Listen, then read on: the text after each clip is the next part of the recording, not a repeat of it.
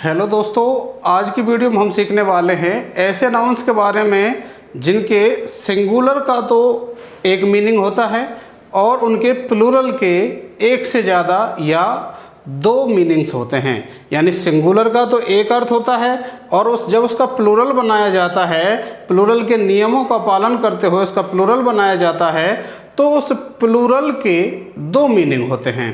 तो आइए ऐसे कुछ शब्दों को आज इस वीडियो में जानते हैं।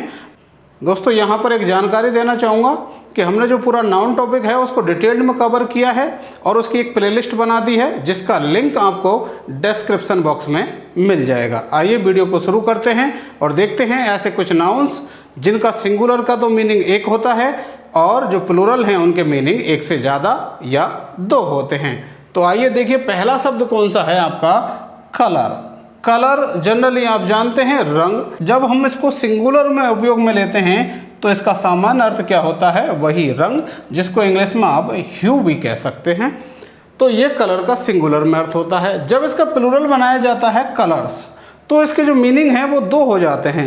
एक तो आपका ये जो ह्यूज यानी कि रंग, ये होता ही है। इसके अलावा जो दूसरा मीनिंग है उसका क्या होता है? The flag of A regiment, यानी कि किसी सैन्य टुकड़ी का जो फ्लैग होता है, जो ध्वज होता है, जो झंडा होता है, उसको भी हम क्या बोलते हैं?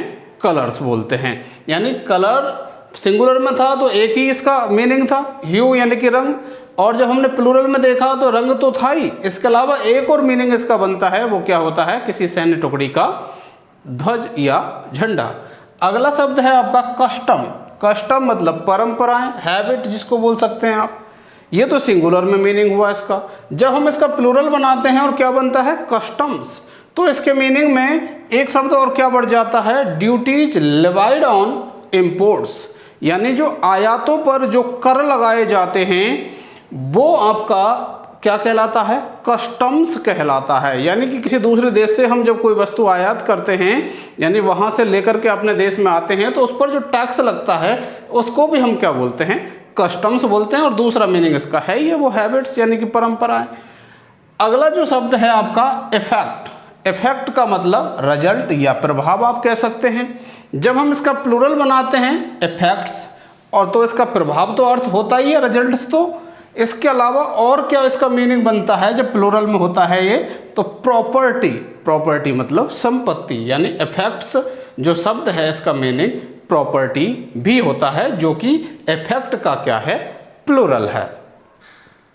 अब देखिए आप अगला शब्द मैनर। मैनर मतलब तौर तरीका या फिर विधि विधान, तरीका। तो एक तो इसका सिंगुलर में तो मीनिंग क्या होता है? मेथड यानी कि विधि, और जब हम इसका प्लूरल बनाते हैं क्या बनता है? मैनर्स।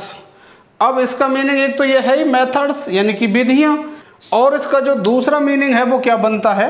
करेक्ट बिहेवियर यानी कि सही व्यवहार। यानी जो हमारा व्यवहार करने का जो तरीका होता है वो कई बार कहते हैं ना कि मैनर्स तो सीख लो बातचीत करने के, रहन सहन के, उठने बैठने के, तो वही करेक्ट बिहेवियर यानी कि उचित व्यवहार।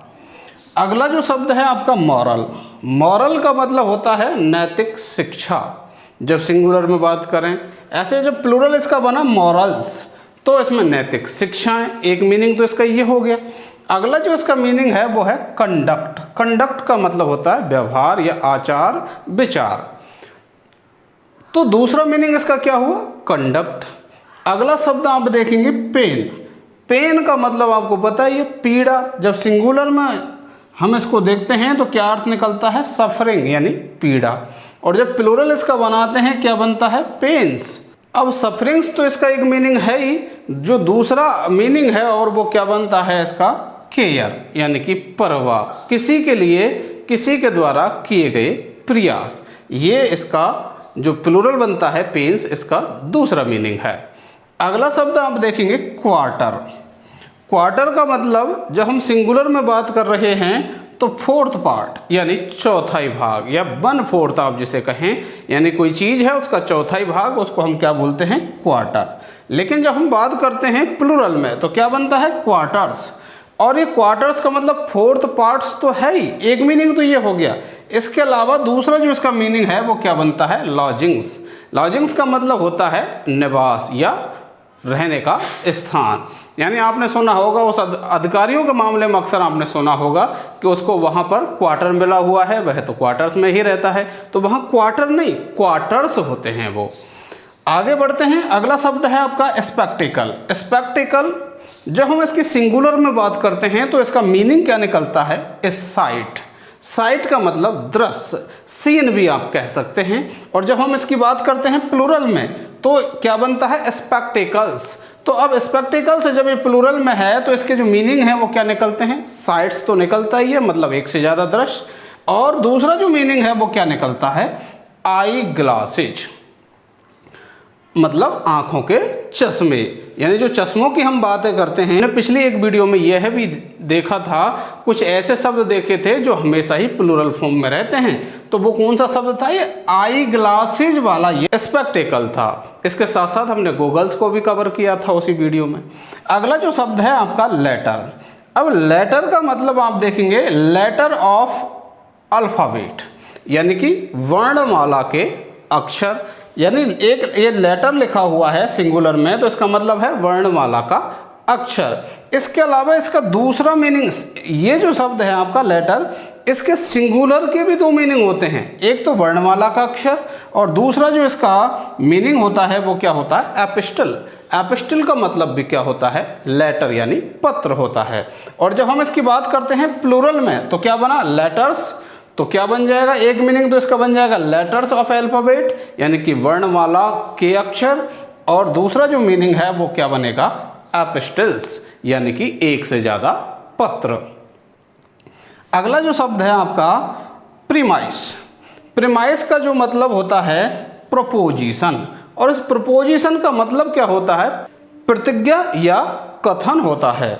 अगला इसका जो प्लूरल है उसके जो दो मीनिंग हैं वो क्या क्या बनते हैं, एक तो प्रीपोजिशंस मतलब प्रतिज्ञाएं, और बिल्डिंग्स यानी जो भवन होते हैं और उन भवनों के अधीन जितनी भी उनकी जो जगह होती है उसको हम क्या बोलते हैं, प्रीमाइसेज बोलते हैं। जैसे मान लीजिए कोई विद्यालय है, अब विद्यालय में खेल का मैदान भी है, इसके अलावा और भी कुछ वेस्टेज ज़मीन पड़ी है, तो वो सब क्या हुआ, उसका स्कूल का प्रीमाइसेज हुआ।